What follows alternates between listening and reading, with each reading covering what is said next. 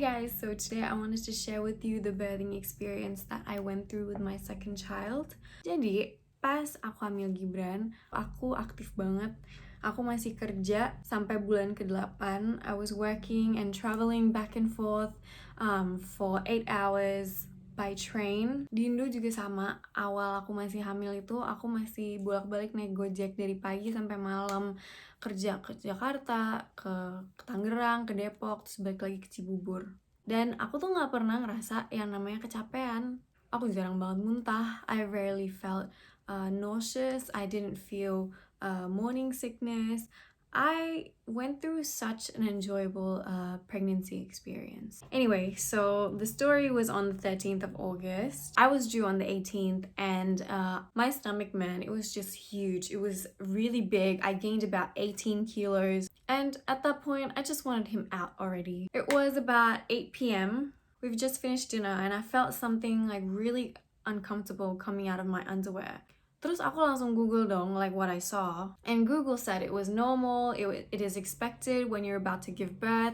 It usually happens several days before you give birth. And I really took that in, like several days. And I was due in another 5 days. So I was just like, okay, everything was fine. And I just went on about my night. And around 11 o'clock, I was in bed with Hamka and King. King was asleep. Me and Hamka were just watching a movie, eating some snacks. And all of a sudden, I just felt this like really long aching cramp, right? So I was like to Hamka, duh perut aku gak enak banget deh, kram. Terus Hamka kayak, aku ada feeling deh kayaknya kamu bakalan ngelahirin besok, mendingan kita tidur aja yuk. And I was just like, nah, Google said it was in several days. Maybe this is just like, you know, a regular cramp. And so I just took one Panadol and I tried to sleep it off. Terus aku jam 1 tiba-tiba kebangun ngerasa mules banget. Aku langsung lari ke toilet. Tapi anehnya tuh gak ada yang keluar. Terus aku balik lagi, coba tidur lagi. Terus 15 menit kemudian aku ngerasain yang sama. Aku lari lagi, coba lagi. Terus kayaknya that kept happening for around 2 hours. I just went back and forth. And at some stage, I even fell asleep on the toilet because I was just so tired. And I think I just ran out of energy. So I went back to the bed. I tried to sleep it off. Aku tahan rasa mualnya. And in bed, I was just so uncomfortable. It was so painful. It was aching, man. And it was just so unbearable. I kind of just took deep breaths to try to like calm me down and try to ease the pain. And I cried. I just let the tears roll down my face. I didn't want to make a scene. King and Hamka was still sleeping. I didn't want to wake them up. I didn't even think that I was giving birth at that point because of, you know, the Google result that I saw. And I just wasn't even thinking straight. Dan sekitar jam 4 itu sakitnya tuh udah keterlaluan. Aku bangun setiap 10 menitan dan ngerasain hal yang sama. Terus aku langsung telepon rumah sakit because in Melbourne or maybe just the hospital that I went to, they told me that before you go into the hospital you need to call us and we'll assess whether or not you're ready to go into the hospital. Yaudah dong, aku telepon. Terus aku tuh di situ on hold for 15 minutes. When they picked up, we had an 8-minute conversation. She was asking me things like, how are you feeling? What are you feeling? How frequent are your contractions? Terus aku jelasin setiap 10 menit aku tuh bangun. Terus aku ngerasa sakit, bla bla bla. Terus dia bilang karena aku kurang frequent kontraksinya, aku belum disaranin untuk masuk rumah sakit. Terus aku padahal tuh ngomongnya bisik-bisik. Dia nanya, kenapa kamu ngomongnya bisik-bisik? Aku bilang 1, karena anak aku sama suami aku tidur, dan 2, aku bener-bener gak ada tenaga untuk ngomong. But she just brushed me off and she said, you know what, take another Panadol, have a hot shower to calm you down, and maybe it will help ease the pain as well.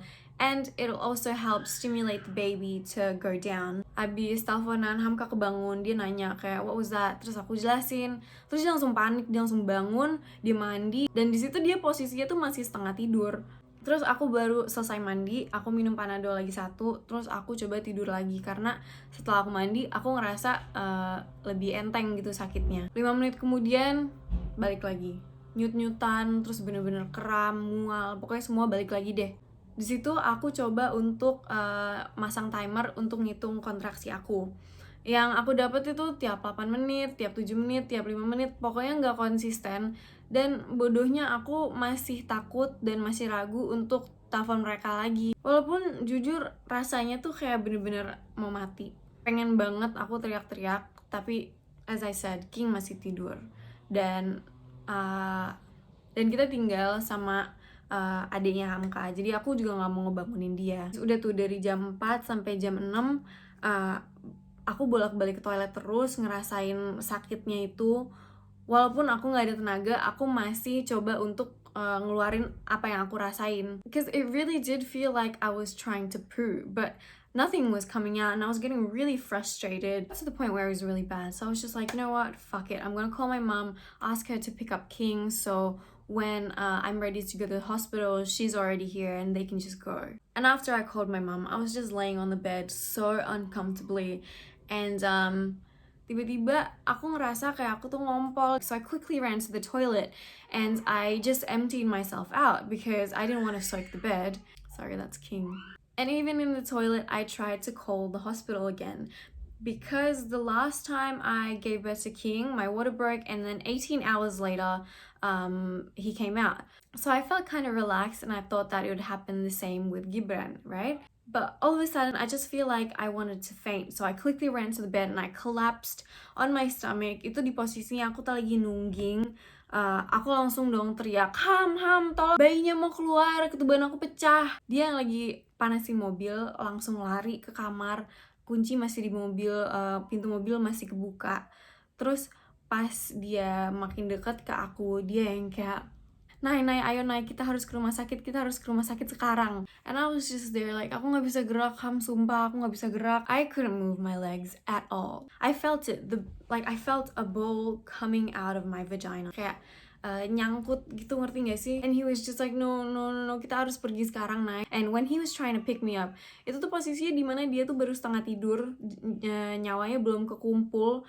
Pas dia angkat aku, kita berdua langsung jatuh. Pas aku coba untuk berdiri, aku tuh bisa ngerasa kayak bayinya hanging out of my vagina, and fucking hell, man. I said, Hamka, you need to give birth to me right now. I jumped onto the bed, and then Hamka straight away called the ambulance, and I was just there kayak ngangkang. Si Hamka nelpon ambulans kayak, please help, my wife is giving birth right now. Terus pas orangnya lagi nanya alamat dan lain-lain, aku tuh di posisinya dimana aku lagi dorong bayinya untuk keluar. I was pushing, and within like 10 seconds it came out.